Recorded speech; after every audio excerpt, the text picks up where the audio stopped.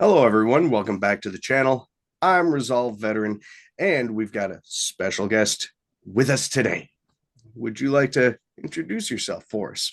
Yes, of course. Hi, everybody. My name is Megan, and I am a mental health professional. My population are incarcerated individuals. So today we're going to be actually having a discussion on the mental health profession. And I know that some people find it a little bit on the confusing side, and it can be a little bit on the, you know, a little on the overwhelming and scary side for a lot of folk. And that's why a lot of people tend to steer away from the mental health profession and actually seeking help. hmm So, what do you think that we can do as well? You're the mental health professional, and I'm a peer support specialist, which is a support for the professionals. What do you think we can do to help people realize that this is not something that should be steered away from? Yeah. Whew, such a big question, too. It really is a lot on the individual themselves to find the courage to start, to get through the door, to stay committed to trying. But on our side, it's also making it less formal, I guess. Like most of the people that I work with appreciate the fact that I am there to collaborate with them, to help guide them in a sense. I'm not an expert on them. They've lived their entire life doing the best they can, and I need to know what that was. So I come alongside them on their journey to guide them, not to lead them necessarily. The peer support specialist role when it comes to the overall field is kind of to supplement that. Our whole job is to not be clinical. And I know that it started out because back in the 70s and the 80s, mental health wasn't exactly where it is today. As a matter of fact, Shocking, right? oh, yeah. And a matter of fact, a lot of people ended up being traumatized by the entire experience because let's face it, electroshock therapy, that hmm wasn't exactly fun for folk. For those of you viewing, if you're unfamiliar with electroshock therapy, it's that really scary thing that you see in some horror films that involve institutions where people are drenched in water and then just shocked. And believe it or not, it is still used today, but in usually very, very controlled manner. And hmm people are actually given a sedative beforehand to try to limit any kind of pain that they actually feel in the process. hmm And it is far more humane now than it ever used to be. Yes. So let's go with the next question. Let's actually get to know you a little bit better. What actually prompted you to seek a profession in the field? Well, I knew I always wanted to help people, and initially I thought that would be through nursing. However, leaning into our superpower, which is us being social creatures, when the people in my life pointed out, hey, I don't think you're going to be a very good nurse, I was like, how dare you? And they then told me, they're like, well, no, it's because you like to get really one-on-one with people. You like to see them through until they're healed or fixed or resolved. And I considered that and I thought, that's absolutely right. Right. So, do a little switcheroo in school, change my major, and now I do actually get to see people through. I get to join their journey for as long as they'll have me, which is an honest to God privilege. It's an honor. And then when they're all better, I get to say, all right, go own your life now. Yeah, what ended up, and I know I made a video on this. What ended up prompting me to get involved is actually a little bit of two different things. My therapist actually said that he thought that I would be absolutely perfect as a peer support specialist because I have a very strong drive to try to help other people. And Mm-hmm. this was pretty much the best way I knew how. Unfortunately, hiring freeze at the place that I was trying to get a job, and I was like, Mm. well, I guess there's, and I had just finished my training. I had already applied for the license. And then I kept hearing about veteran suicides online, and I just couldn't take it anymore. And I finally discussed it with some friends, and I was like, hey, I kind of want to try doing this. And every single one was just like, do it. Just do it. Yeah. Don't even think about it. Just do it. And here we are. You know, it is really humbling to realize that neither one of us would be here if we didn't have the people in our lives to support us. We are, that is really one of the things that's so sad about the state of our mental health as a culture is that we are so disconnected from one another. I suppose the next question would have to be for those that feel like they're entirely alone. Um, how do we help them because they feel like they don't have that support at home or from friends, and how do we help those folk? It's a scary place to be when you feel that the depth of that loneliness, which my personal theory is we were never meant to feel that chronically. Once in a while, maybe, because that would normally, in a perfect world, be what sparks us to reach out for connection. But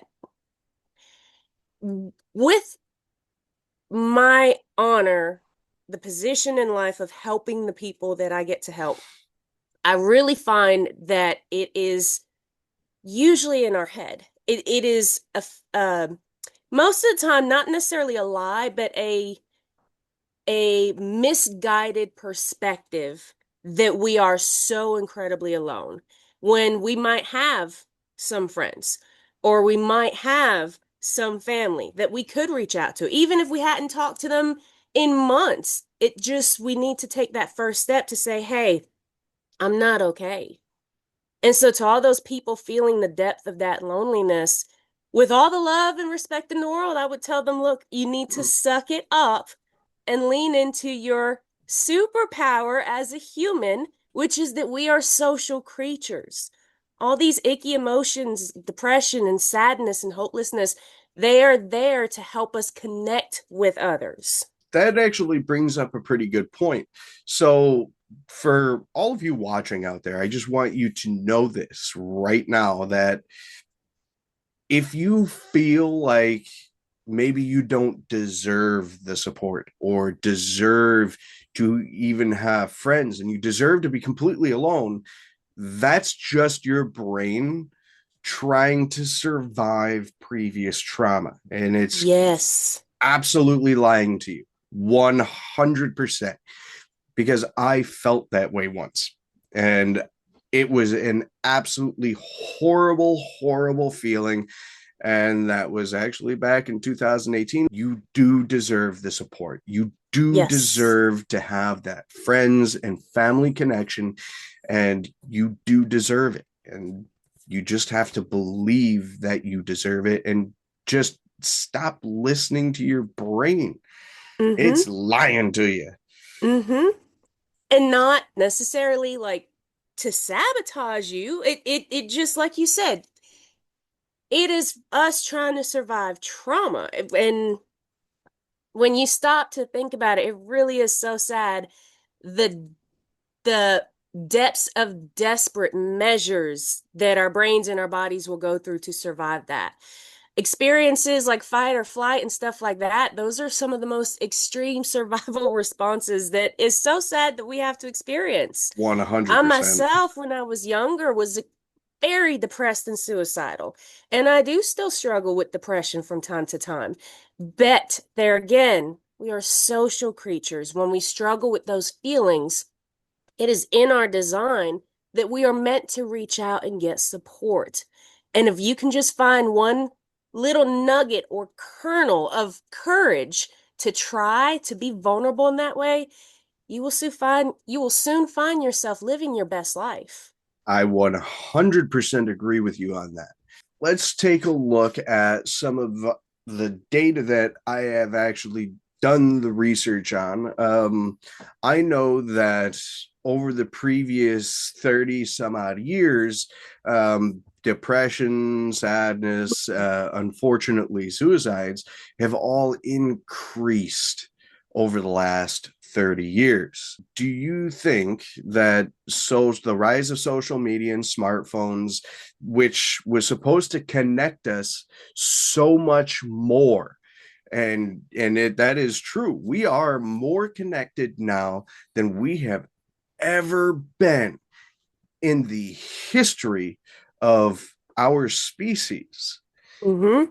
So why does it feel like, as connected as we are, that we are just all of a sudden disconnected? It almost feels like the more connected we get, the more disconnected we are. That and that's not just a coincidence. I don't think. Absolutely, cell phones and social media, they are they were supposed to connect us all. What a great thing. Look, I can connect with somebody across the world instantaneously.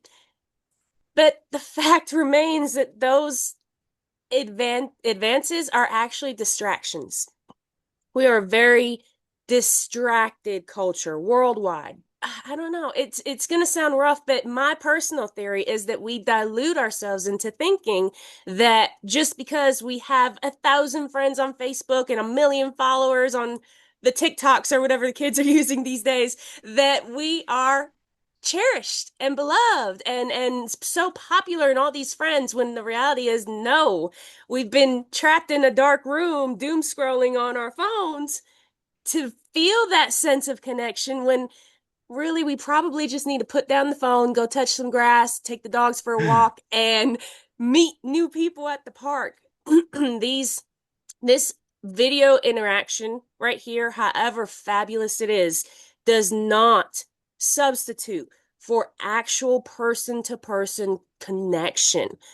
Again, I go back to our natural design. Our bodies have these amazing things called mirror neurons, and it's literally designed so that we connect. The more I'm around you, the more I'm going to take on traits like you. We're going to lean forward at the same time. We're going to laugh and make eye contact.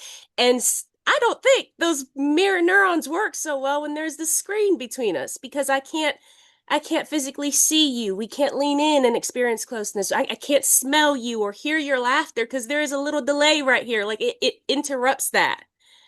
So yeah, it's not just coincidence that we all feel so alone, because we actually are. I can definitely agree with that full heartedly.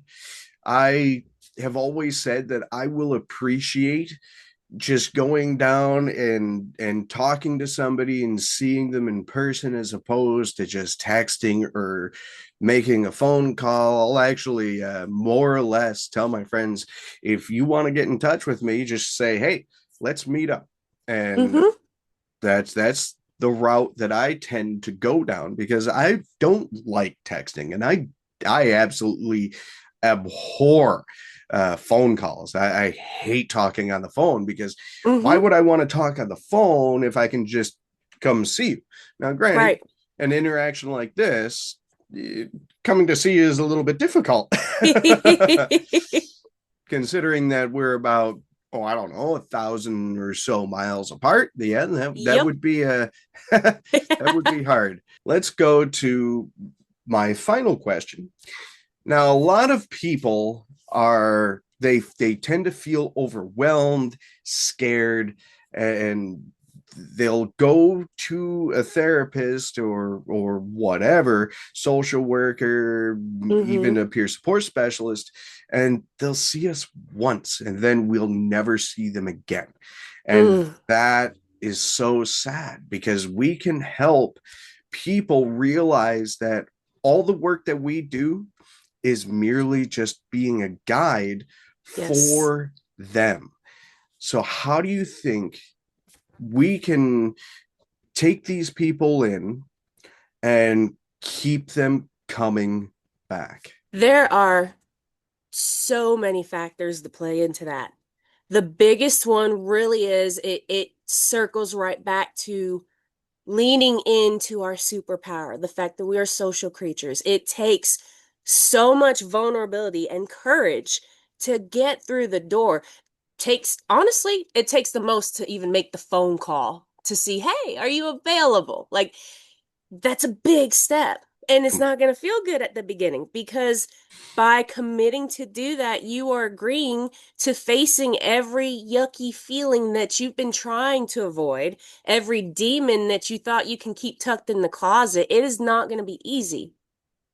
A lot of the onus of responsibility rests on the individual to keep showing up for themselves, to believe that they're worthy of the healing work that they want to do.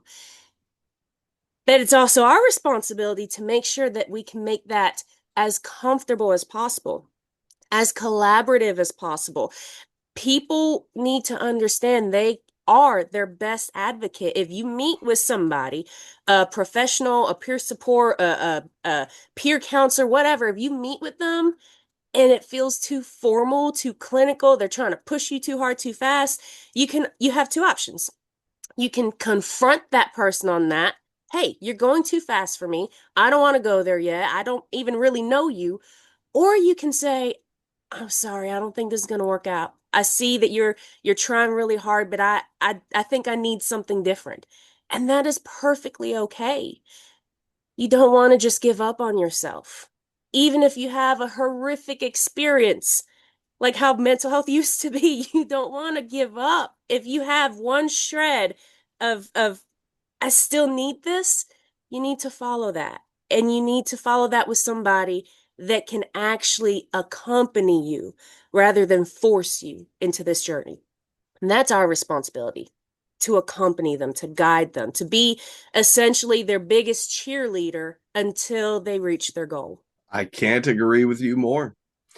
And to add on to that, uh, as human beings, and I know that Megan has said this a few times, our entire brain structure is geared towards being social. I do know this too, is that trauma can make you extremely untrustworthy of people that you're just meeting. Mm-hmm. And if you were sitting in front of me or if you were sitting in front of Megan, we would do everything in our power to make you feel comfortable. But we also understand because we have been trained on this, and I'm sure I can only speak for myself, but I'm also sure that Megan has done a lot of research on Mm-hmm. psychology, the way the human brain works. We are geared towards the negative. Mm-hmm. That's just the way the human brain works. So when you go and meet a therapist for the first time, it's extremely uncomfortable. You don't want to trust them right away. And it is our job not to judge you, not to make you feel uncomfortable or anything like that. Our jobs are to guide you through Mm-hmm. however your brain is wired to find Yes. what works for you best. Yes. And that is something that you don't need to stick with when it comes to a therapist. If you're not comfortable with the therapist you have, let's say uh, you're a man and your wife was beating you on a regular basis. Uh, Mm-hmm. you're not comfortable with women anymore. You don't need to have a female therapist. You can go Yes. with a male therapist. Just Yes. just as an example. But our whole purpose in our lives, and this is just down to our bones, is just to help other people so they can feel like their old selves again. Or find a new self that they like even better. Because mental health is all about growth, it's all about healing, and we can 100% help you find that path. But we can't help you if you decide that it's best to just try to do it on your own. And Right. I am living proof that doing it on your own isn't always successful because Yep. I tried it on my own and it didn't work very well. I'm right there with you. We're not designed to do life alone. I said it before. We live our best lives when we lean into our superpower as humans, which is that we are social creatures. Now, I hope everyone got something out of this, and I hope you really enjoyed this type of video. Uh, I do believe that I have enjoyed my conversations with Megan so damn much that I am definitely going to be inviting her back if you're so inclined to join me again. Of course, I enjoy your company and these conversations so much. And I really, really appreciate how you are putting yourself out there, making yourself vulnerable, and speaking on this matter. It's so important. And I'm just so honored to get to be a part of it. So thank you. You're very welcome. And I believe that will cover everything just for today. Like I said, I'm definitely gonna do this type of video again. This was actually a lot of fun and very informative. I actually learned quite a bit today. I just want to let you know that all it takes is one step and one day at a time. And as always, keep your chin up and your eyes forward. Excellent.